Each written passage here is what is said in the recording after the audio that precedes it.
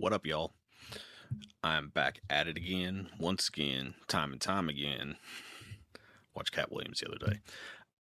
Um, we're getting back to the podcast. As of tomorrow, I will have been let go for 2 weeks.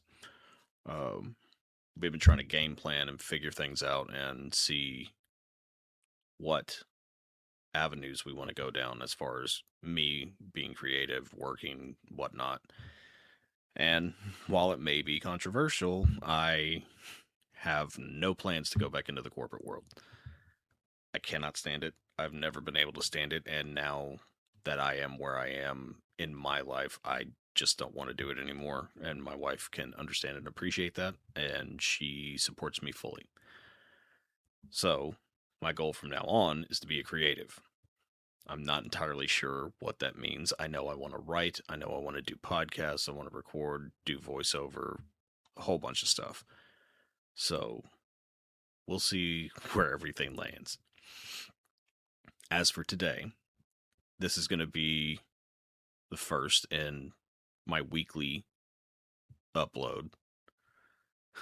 And it's going to piss a lot of people off, I'm sure. It's called Monday Sermons.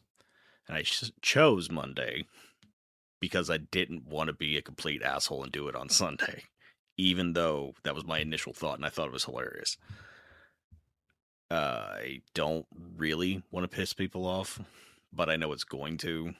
And I've spent so much time, like a lot of other people, worrying about what the perception is going to be and what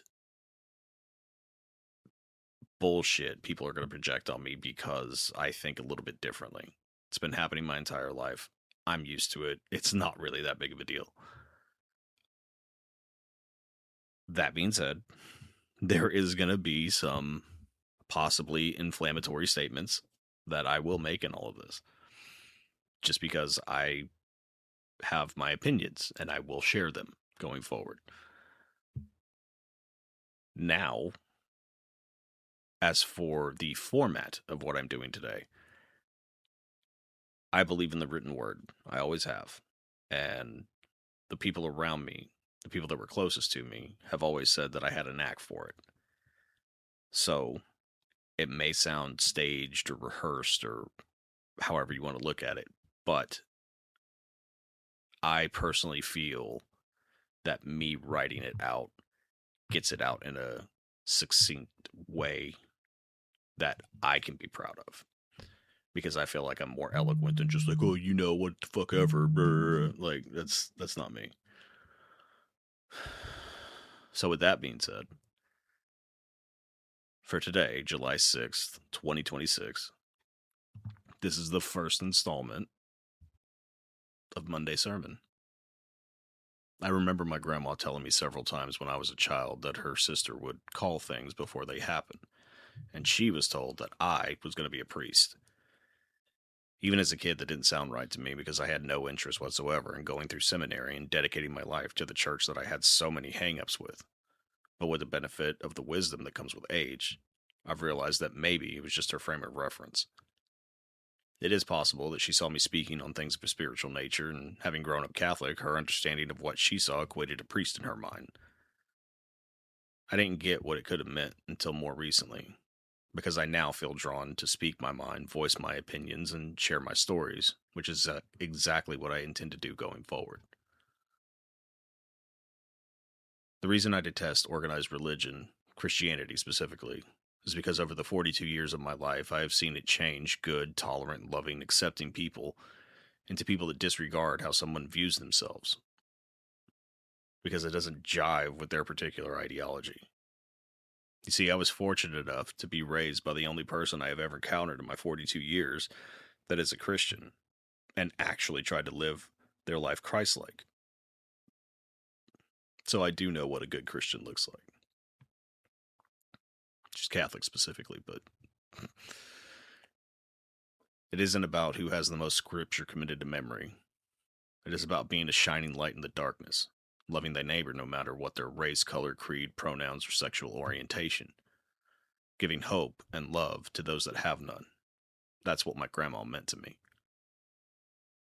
I never worried about her accepting, loving, or being there for us, because when I was around her, all I felt was comfort and peace. She didn't like all the things I was doing or the path I was going down, but I never felt judged. I would only feel her concern for me, which is something I rarely felt from anyone else ever in my life. I try to be the example for the kids in my family, whether they are mine or not. I am perpetually Uncle Bobbert, and have been for the entirety of my adulthood, and I wear that designation with pride. I spent the majority of my life isolated and lonely because I felt like I didn't belong even in my own family. I was the one that didn't have a dad. I was the one raised by mostly my grandparents. I was the boy with a lot of big emotions that nobody else in the family ever understood. And in my family, if you don't understand something about someone, you just ignore it or pretend it doesn't exist. A fact that I've seen play out too much, and it can no longer be recognized as a random occurrence or a one-off, but as a learned and perpetuated behavior. I've never been one to shy away from a fight or a conflict. In fact, I like them because, as petty as it may sound, I thoroughly enjoy putting ignorant people in their place. I'm truly happy for those that do not think like me, that haven't spent their lives feeling like the black sheep of the black sheep, because I wouldn't wish my path on anyone. But I truly believe I had to go through all manners of abuse to become the safe space for the younger generation that I am. My children, nieces, nephews, biological or not, know that all that matters to me is that they're happy. And if they ever need somebody to just have their back and accept them for who they are, and not who I want them to be, I'm just a phone call or message away. I have had them come to me saying that their parents, grandparents, or whoever just don't get them.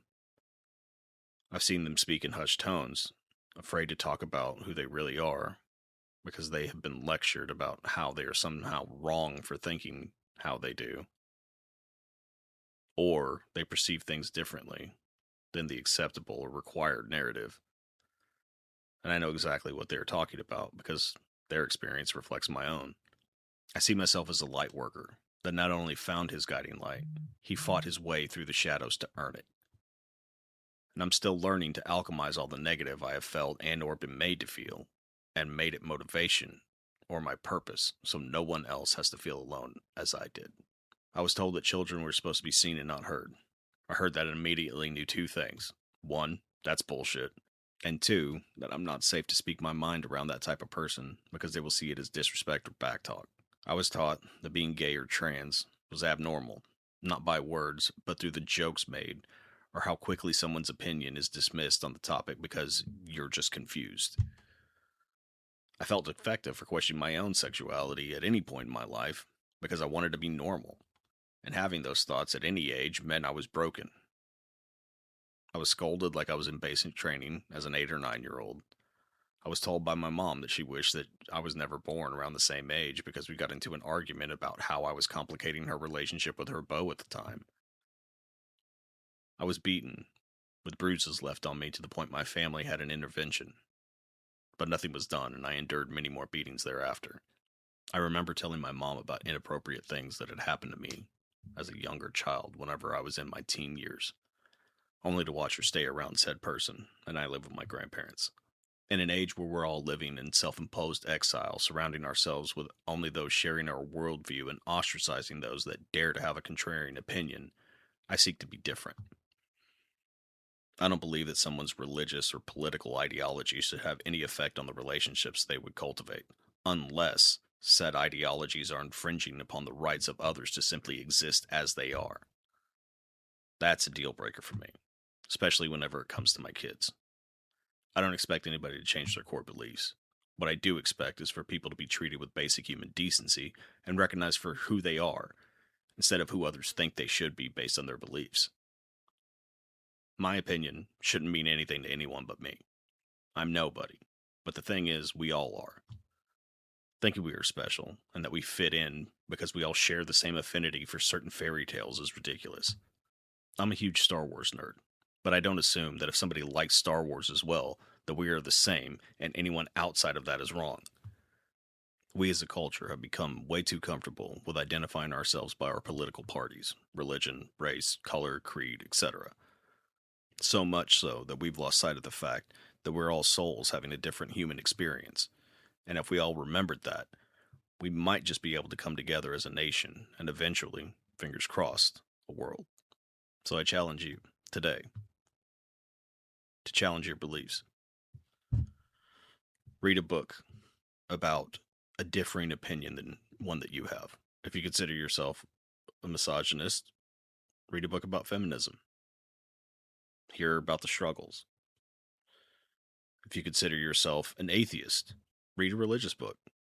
And I don't mean the Bible, I mean read somebody's account of their spiritual and religious experiences. I'm not saying it'll change anybody's mind, but it just helps us gain perspective. And in this day and age, especially where I'm at in my life, perspective is the only thing that we have left. We have to remember to see each other as equals, as one people that are just having different experiences. Because if we forget about that, we lose our humanity.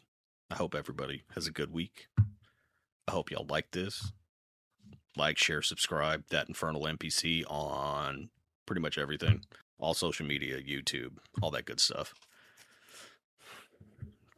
Drop a comment. Let me know what you think. Until next time, I'm Father Bobbert, wishing you peace, love, and light.